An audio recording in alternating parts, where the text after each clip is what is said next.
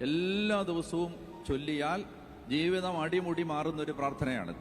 മക്കളെയൊക്കെ മനസ്സിൽ കണ്ടിട്ട് മക്കളുടെയൊക്കെ പേര് പറഞ്ഞിട്ട് ഈ പ്രാർത്ഥന മാതാപിതാക്കന്മാർ ചൊല്ലണം.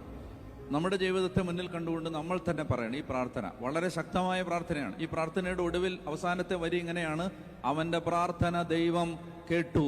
അവന്റെ പ്രാർത്ഥന ദൈവം കേട്ടു. കേട്ടു എന്ന് ബൈബിളിൽ എഴുതി വെച്ചിട്ടുണ്ടെങ്കിൽ ഇത് ലോകത്തെവിടെയിരുന്ന് ആര് പ്രാർത്ഥിച്ചാലും ദൈവം കേൾക്കുന്ന ഒരു പ്രാർത്ഥനയാണിത്. അപ്പൊ അതുകൊണ്ട് എന്താണ് അവന്റെ പ്രാർത്ഥന? അവൻ ഇസ്രായേലിന്റെ ദൈവത്തോട് പ്രാർത്ഥിച്ചു. എന്താണ് പ്രാർത്ഥന? ദൈവമേ, അങ്ങ് എന്നെ അനുഗ്രഹിച്ച് എന്റെ അതിരുകൾ വിസ്തൃതമാക്കണമേ. യെശയ്യാ 54 ഇതാ വായിച്ചത്. എന്താണ്? നിന്റെ കൂടാരത്തിന്റെ അതിരുകൾ വിസ്തൃതമാക്കുക. ഇതാണ് അവൻ പ്രാർത്ഥിച്ചത്. ദൈവമേ, എന്റെ അതിരുകൾ എന്നെ അനുഗ്രഹിച്ച് എന്റെ അതിരുകൾ വിസ്തൃതമാക്കണമേ. പിന്നെ അങ്ങയുടെ കരം എന്നോടുകൂടി ഇരിക്കുകയും സകല വിപത്തുകളിൽ നിന്ന് എന്നെ കാത്തുകൊള്ളുകയും ചെയ്യണമേ.